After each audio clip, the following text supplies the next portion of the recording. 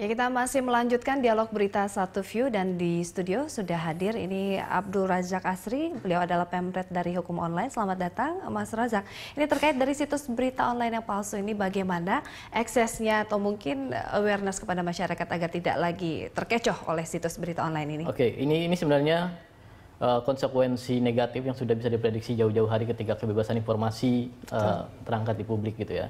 Bahwa ada seperti pisau bermata dua, ada positif dan negatif. Yang negatifnya adalah informasi tidak terbendung dan sumbernya bisa dari valid dan tidak valid. Dan kuncinya menurut saya di media bagaimana lebih selektif dalam menggunakan sumber.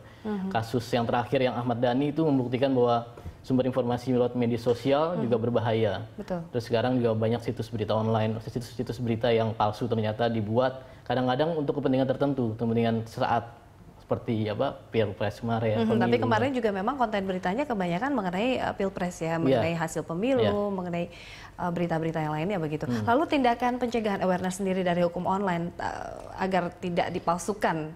Situsnya kan Anda juga punya situs media online juga.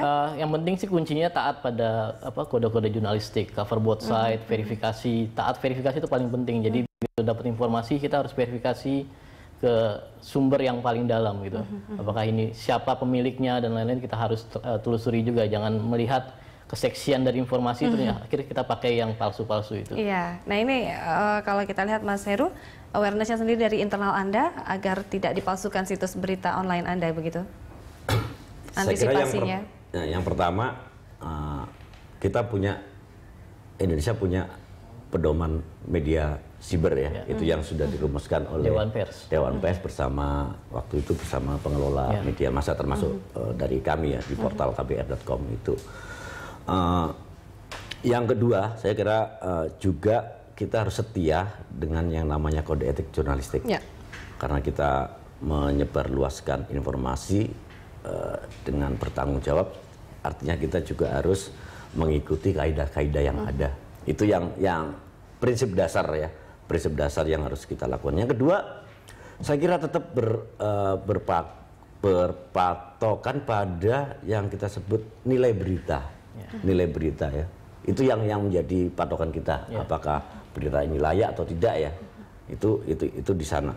Termasuk ya kalau sudah memenuhi kriteria nilai-nilai berita, news value itu ya sudah, tinggal kita setia nggak dengan rambu-rambu yang ada. Ya. Mas Razak, ini kalau kita lihat ketika informasi ini sudah terlanjur bergulir ke masyarakat, mungkin terlanjur disebarluaskan begitu, apakah mungkin bagaimana selanjutnya sikap yang harus dilakukan oleh pihak media sendiri? Pertama saya pikir masyarakat Indonesia sekarang sudah cerdas, sudah bisa memilah-milah mana yang benar, mana yang bohong gitu ya. Dan media seperti yang tadi Mas Heru bilang harus bertanggung jawab ketika sudah menyebarkan informasi bohong, harus bikin ralat, bikin koreksi gitu, sampaikan ke publik bahwa yang disampaikan beritanya adalah tidak benar. Itu yang harus segera dilakukan karena penyebaran media itu hitungannya udah tidak detik lagi, lebih cepat dari detik gitu ya. Betul. Jadi harus sigap ya begitu untuk bisa meralat atau mungkin bisa membenarkan informasi yang sudah terlanjur beredar. Nah, kita beralih ke berita lain, ini terkait dari Wikileaks ini, Mas Razak. Tanggapan Anda, mungkin aksesnya dari rilis informasi yang beredar?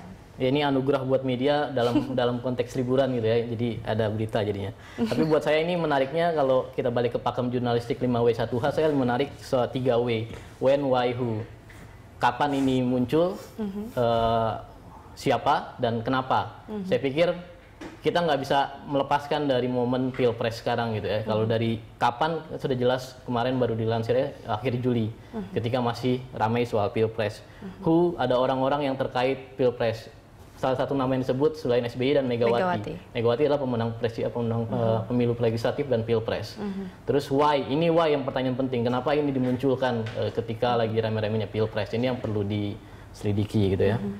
Dan kita harus seperti statement, saya setuju statementnya Pak Presiden bahwa kita harus menghormati proses hukum dan harus transparan. Bahkan SBY sudah tegas-tegas, KPK kalau perlu menindaklanjuti silakan.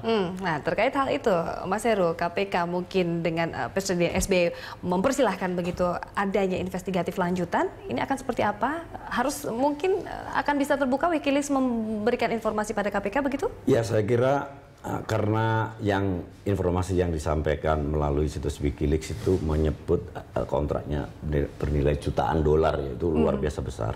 Dan SBY sendiri sudah mengakui bahwa kita memang mencetak sekitar 550 juta lembar, 100.000 pecahan 100.000 di Australia, di note printing itu.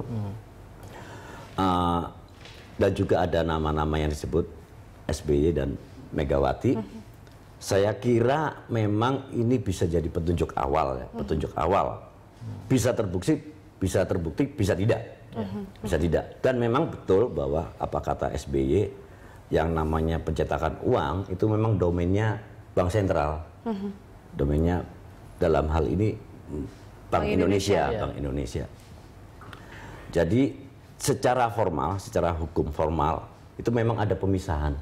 Tapi namanya kontrak, apalagi berkaitan dengan G2G gitu ya, negara dengan pihak lain, itu kita juga belum tahu sampai sekarang kan, sekarang apakah memang betul langsung antara BI dengan pihak Australia begitu ya, NPA itu, atau ada melibatkan pihak-pihak lain. Inilah yang menjadi tugas dari penegak hukum KPK untuk menyelidiki dulu. Akankah bisa keterbukaan informasi didapatkan oleh KPK dari WikiLeaks? Statement terakhir Wakil Ketua KPK Bambang Wijayanto sepertinya KPK menunggu share informasi dari penegak hukum Australia. Tapi yang menarik, KPK Malaysia justru sudah melakukan penyelidikan sejak 2009 dan sudah ada satu asisten Bank Sentral Malaysia, Bank Negara Malaysia sudah ditahan. Sisanya 6-nya orang Australia, RBA, Reserve Bank of Australia. Jadi KPK Malaysia lebih maju soal penyelidikan kasus ini. Jadi saya balik lagi soal who-nya ini ya. Jadi kan ada SBY, Mega, dan satu lagi yang tidak di-clearkan oleh Kedubes Australia adalah Laksmana Sukardi. Disebut juga dalam WikiLeaks Laksmana Sukardi. Dan Laksmana Sukardi dulu pernah ada case juga tanker dan dia lolos gitu ya, dianggap tidak ada korupsi. Jadi menarik who-nya ini, apakah KPK kalau sudah dapat informasi dari Australia bisa menjerat orang-orang yang disebut-sebut ini gitu. Betul. Nah, kalau kita lihat sendiri, Mabes Polri juga menyatakan data dan informasi WikiLeaks tidak bisa dipertanggungjawabkan. Ini tanggapan Anda bahwa ini adalah tidak mungkin satu informasi itu dirilis kalau tidak ada kausalitas begitu, Mas? Dan betul. Jadi hampir di semua negara WikiLeaks itu seperti jadi musuh gitu ya. Tapi yang jadi catatan di saya menurut sini adalah data WikiLeaks ini sudah dipakai di pengadilan. Sudah ada proses hukum gitu ya. Dan Kedubes Australia setelah SBY Compares sorenya langsung bikin rilis SBY Mega clear dibilang gitu. Tapi itu nama-nama lain yang belum di-clearkan oleh Kedubes Australia itu yang perlu ditindaklanjuti oleh penegak hukum Indonesia. Nah, Mas Heru, seperti kita tahu dari kasus penyadapan kemarin, ini approach atau mungkin responnya dari pihak Australia tidak begitu terbuka begitu. Nah, akankah ini sekarang terjadi kembali atau seperti apa Anda memprediksikan hubungan bilateral ini nantinya? Ya, dalam kasus penyadapan itu ya, saya kira Indonesia cukup keras waktu itu, sampai kemudian menarik dubesnya ya kembali ke Indonesia. Saya kira dalam konteks yang terbaru ya, di pengungkapan nama-nama SBY berkaitan dengan dugaan suap pencetakan uang itu, kalau SBY memang betul-betul marah dan tersinggung gitu ya, memang mestinya bisa lebih keras daripada meminta penjelasan, apalagi penjelasannya kemudian begitu simpel, SBY dan Mega clean gitu ya, tidak ada masalah. Apakah betul seperti itu? Kenapa justru dokumen itu keluar bulan Juni ya, bulan lalu. Dan baru dirilis beberapa hari yang lalu oleh WikiLeaks.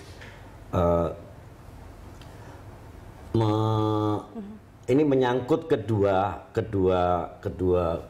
hubungan kedua negara ya, dan nama-nama itu disebutkan bahwa jangan sampai nama-nama ini keluar menyangkut censorship oleh siapapun atas nama keamanan nasional. Tapi tak terbendung lagi, semuanya ada namanya. Makanya kemudian ada saya kira ada kewajiban memang dari pemerintah Australia untuk lebih detail lagi menjelaskan kenapa tiga nama ini tidak boleh muncul ke publik, baik di wilayah Australia. Itu sebenarnya jurisdiksinya di Australia ya, semuanya tidak boleh. Makanya kemudian juga media lokal di Australia juga protes keras atas censorship seperti itu. Jadi kalau pemerintah Australia sensitif dengan hubungan kedua negara, saya kira memang mesti ada penjelasan lebih jauh tentang nama-nama itu. Mas Razak, apakah dari hukum online akan ada investigatif report begitu terkait hal ini? Kita sih menunggu perkembangan, khususnya saya tertarik sih langkah SBY mau melakukan apa, karena dia di statementnya di konferensi pers bilang ini merugikan nama baik saya dan Megawati. Dan kita tahu SBY sudah menunjuk pengacara pribadi sejak beberapa bulan yang lalu, Palmer Situmorang gitu ya. Apakah ini akan berlanjut ke sidang-sidang defamation, pencemaran nama baik? Kita tunggu saja. Hukum online lebih tertarik ke situnya lebih daripada soal WikiLeaks-nya.